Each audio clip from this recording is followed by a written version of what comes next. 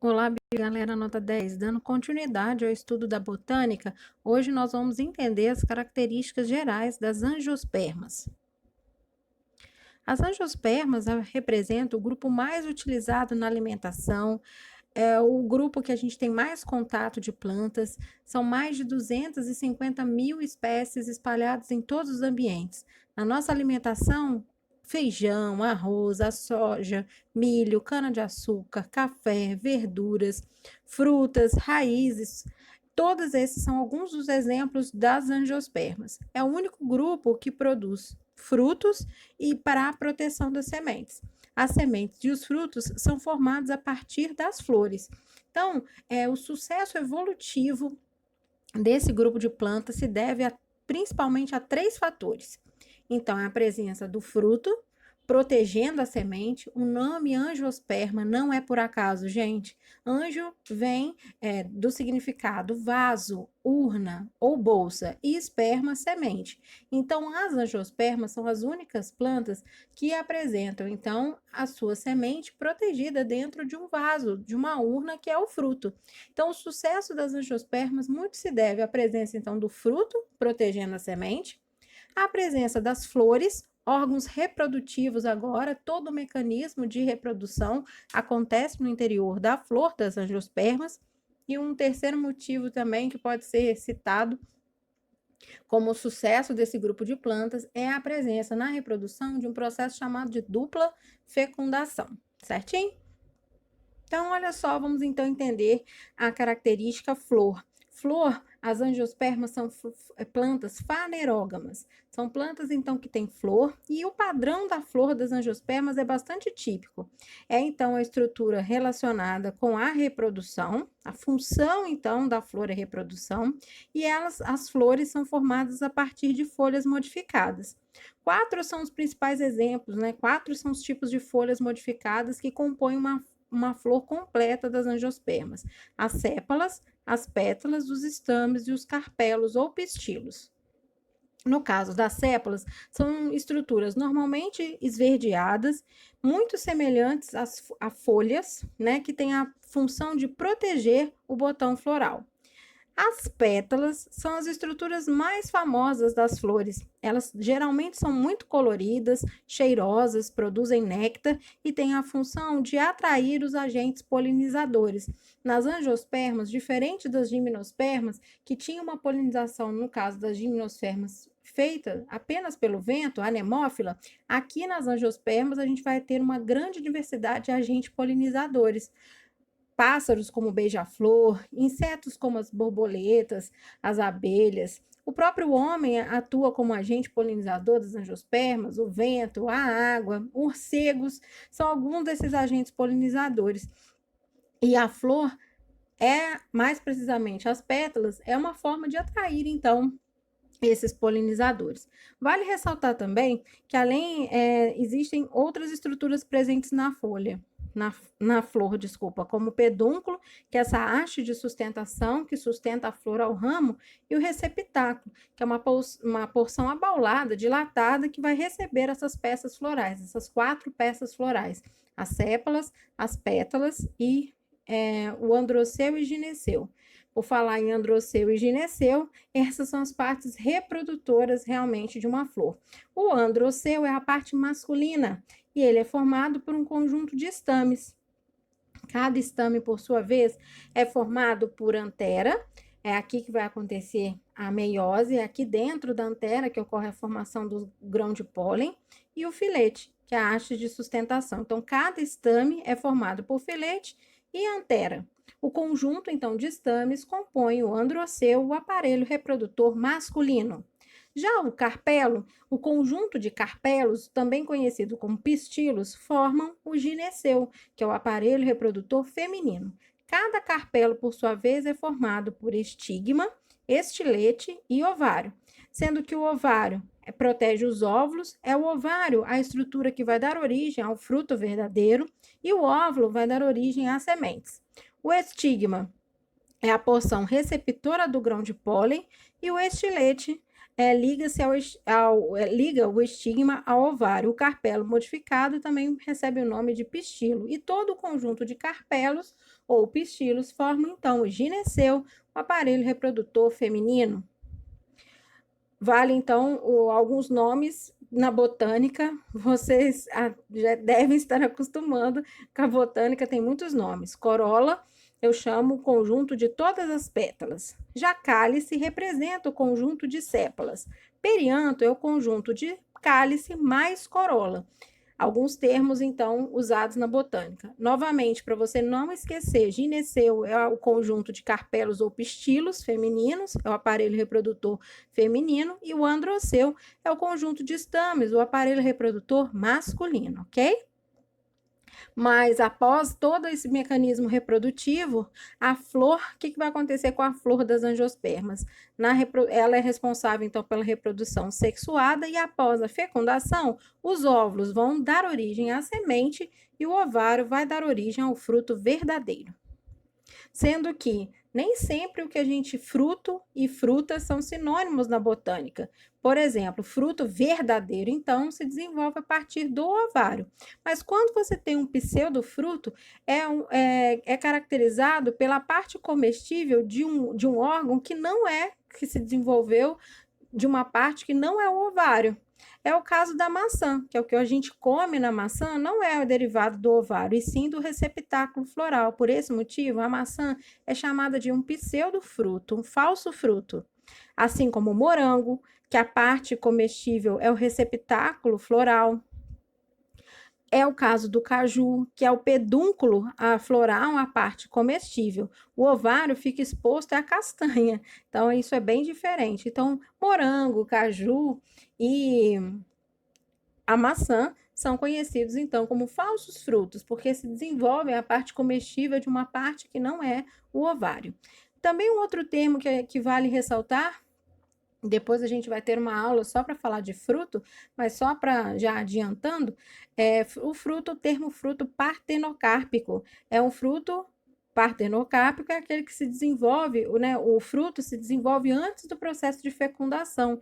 Então, o fruto não tem semente, eles não apresentam sementes. É o caso da banana e também é o caso do abacaxi.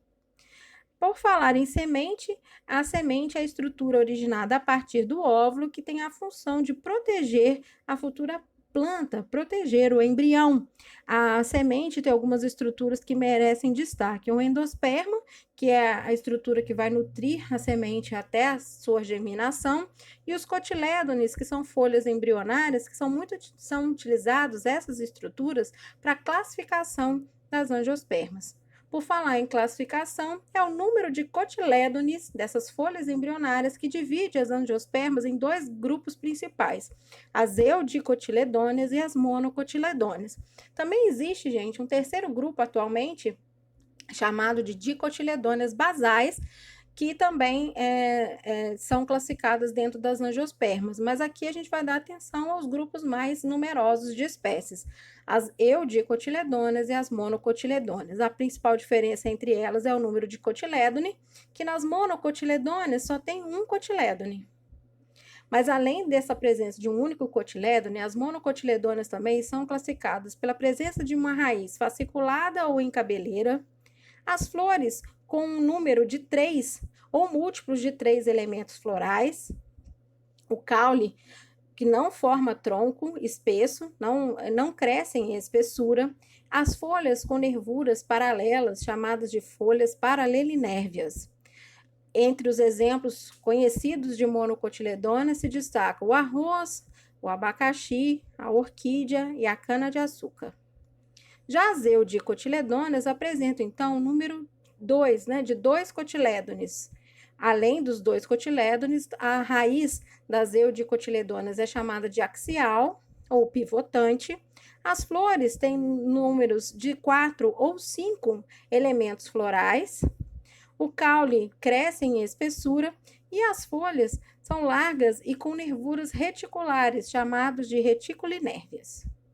Entre os exemplos de dicotiledôneas, pode-se citar o feijão, a soja, a alface, a beterraba, entre outros. lembrando um dos conceitos já vistos nas gimnospermas, que é o conceito de polinização.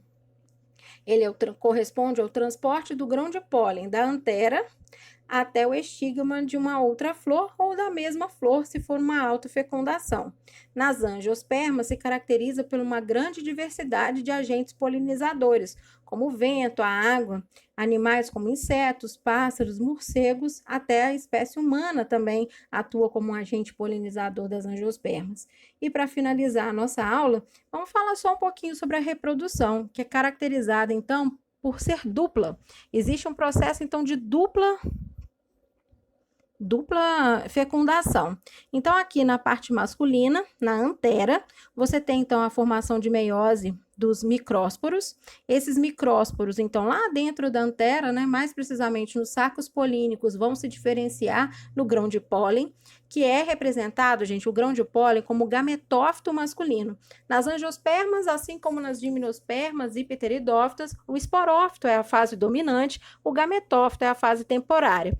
Aqui o gametófito é bem reduzido, então, o grão de pólen é o gametófito masculino, dentro dele vai acontecer a formação do gameta masculino. Na realidade, são formados 2 gametas masculinos, chamados de núcleos espermáticos. Um núcleo espermático vai dar origem a um gameta maduro, um gameta mesmo, e o outro núcleo espermático vai formar, então você tem 2 núcleos espermáticos e cada um vai fecundar 2 estruturas, por isso que a fecundação é chamada de dupla, tá certo, gente? Então ela é dupla porque tem 2 gametas masculinos, os 2 núcleos espermáticos, e cada um vai fecundar uma estrutura diferente. E esses grãos e o gameta, né? Então, relembrando, o gametófito masculino é o grão de pólen e o gameta masculino é o núcleo espermático. Dentro do grão de pólen, gente, além da produção dos gametas masculinos, também vai ser formado a célula vegetativa, que vai dar origem ao tubo polínico. É o tubo polínico que vai transportar esses 2 núcleos espermáticos até o gameta e as outras estruturas femininas de uma planta. Por isso que, assim como nas gimnospermas, não é necessária a presença da água para a fecundação desse grupo de plantas. Quem faz o papel de transporte de gameta é o tubo polínico formado, né, a partir da célula vegetativa do grão de pólen. Já na parte feminina, gente, existe uma estrutura muito diferenciada, que é dentro, né, do gineceu, do aparelho reprodutor feminino, existe uma estrutura muito diferenciada com 8 células, né? Lembrando agora alguns nomes diferentes para vocês guardarem. Nas angiospermas, o gametófito feminino é o saco embrionário. E o gameta feminino continua sendo chamado de oosfera. Mas dentro do saco embrionário, você vai ter o óvulo, e dentro do óvulo você você vai ter o óvulo, dentro do óvulo o saco embrionário, e o saco embrionário, gente, dentro dele vai ter um conjunto de 8 células. Esse saco embrionário, perceba aqui o detalhe, ó, ele tem 8 células diferentes. Essas células são 3 antípodas, 2 núcleos polares, 2 sinérgides e uma oosfera, que é o gameta feminino.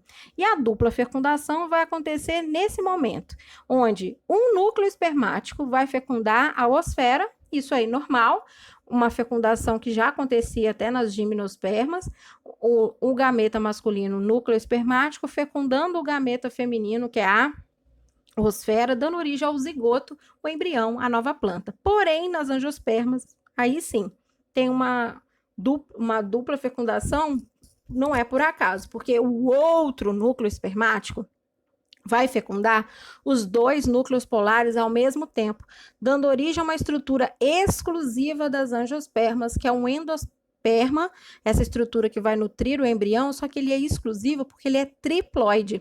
Ele tem um conjunto de 3, né? Ele tem um conjunto cromossômico de 3 cromossomos, né? A gente fala que ele é 3N, né? Ele é triploide. E isso é exclusividade das angiospermas, certo? Então, guardem essas principais informações sobre angiospermas. São as únicas com fruto protegendo a semente, as únicas com dupla fecundação, as únicas com uma flor com uma estrutura totalmente diferenciada para atrair os polinizadores e para que aconteça dentro dela todo o processo de reprodução. Bom, essas foram algumas das principais informações sobre esse grupo de plantas. Até a próxima!